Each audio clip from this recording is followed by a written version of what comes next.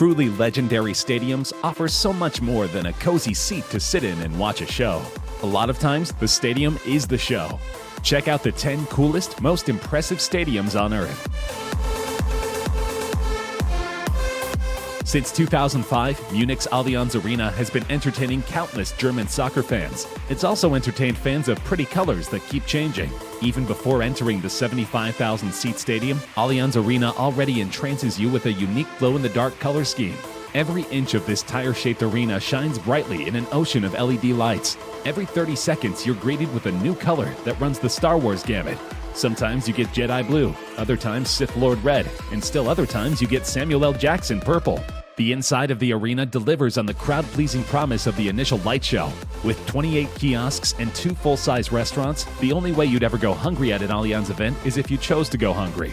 There's a kids club, mega store, changing rooms, and offices galore. When watching the football match from afar, you can glance at one of over 750 screens to get a clear idea of what tiny blur of a human is kicking the ball to another tiny blur of a human. Or you can just stand outside and watch the pretty light show. It may not be soccer, but it is free. If your idea of a good time is watching the game while relaxing by the water, the float at Marina Bay is for you.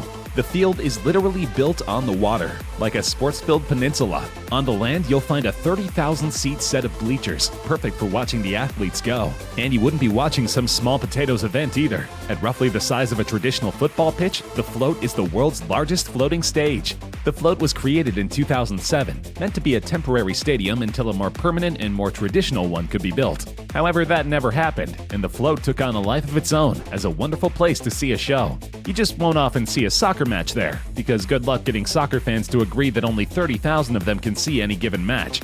Instead, concerts and ceremonies galore have called the float home, including 2007's National Day Parade, the Summer Youth Olympics in 2010, and concerts by such K-pop stars as Girls' Generation.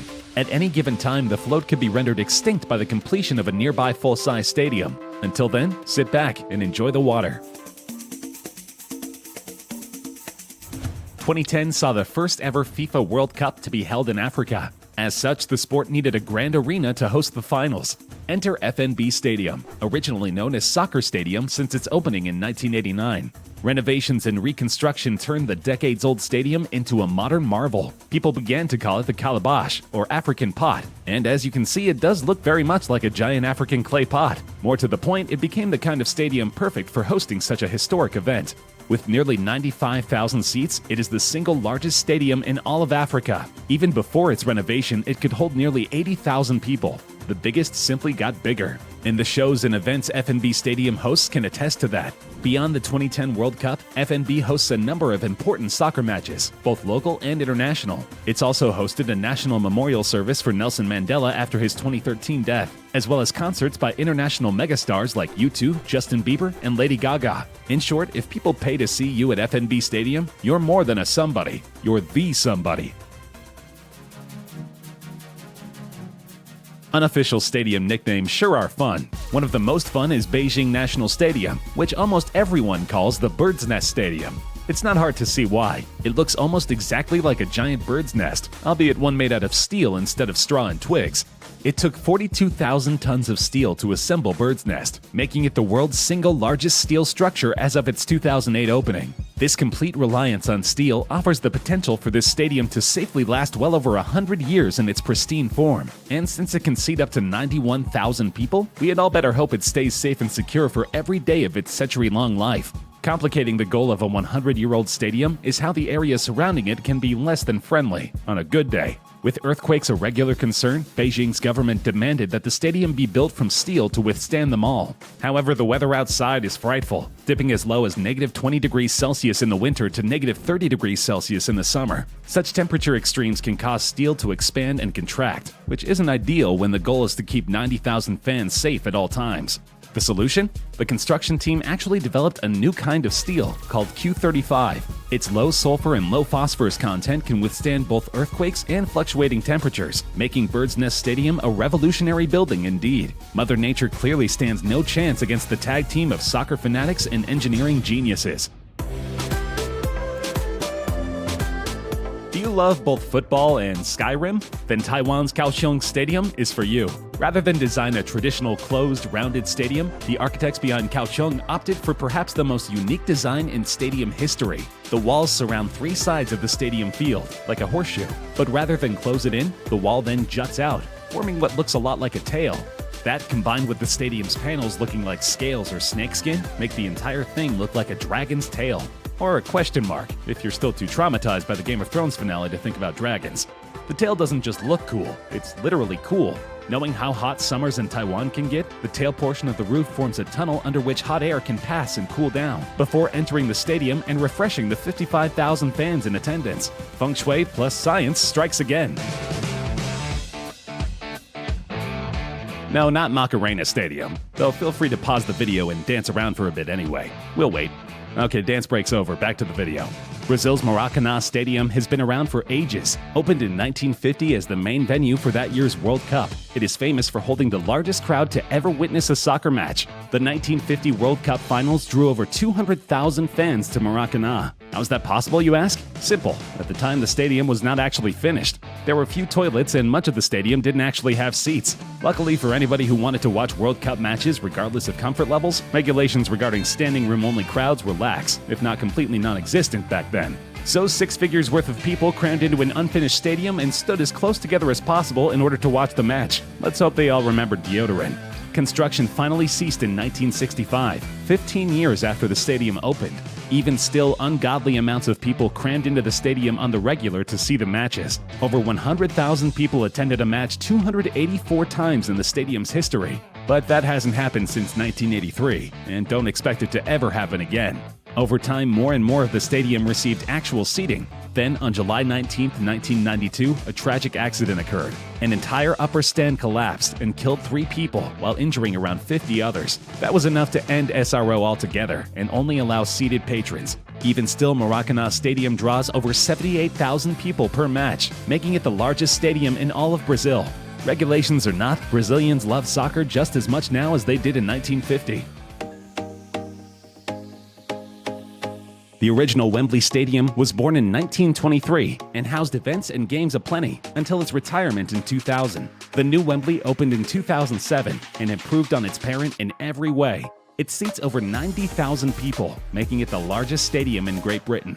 But its sheer size isn't what makes Wembley memorable. The arch does that. Almost the entirety of the stadium's roof is supported by a 436-foot-tall arch that also helps to close and open the roof. Not completely, of course. Even on the worst of weather days, the pitch can and will find itself rained or snowed upon. But the roof does shelter every seat no matter what. So if you're a fan, don't worry about the elements. Plus, the roof does retract enough to allow warmth and sunlight on good days, not to mention when the pitch needs the sun to grow properly. Given its stature, Wembley Stadium has played host to tons of important events across the nation. Its influence even expands globally. Since 2007, the NFL travels there at least twice a year as part of their international series. Thus far, Wembley fans seem to enjoy weird American football just as much as they enjoy their own. In 1957, FC Barcelona realized it needed a new soccer stadium, as their current one could only seat 48,000 people. For a soccer-crazed nation like Spain, that simply would not do. And so they built a new stadium, and went as big as they possibly could. Since its inception in 1957, Camp Nou Stadium has been without question the single largest stadium in all of Europe. It can seat around 99,000 people, probably because 100,000 would be bragging. It used to hold up to 120,000 when you factored in standing areas. However, late 90s regulations prohibiting SRO sections meant that 99,000 would forever stay the capacity.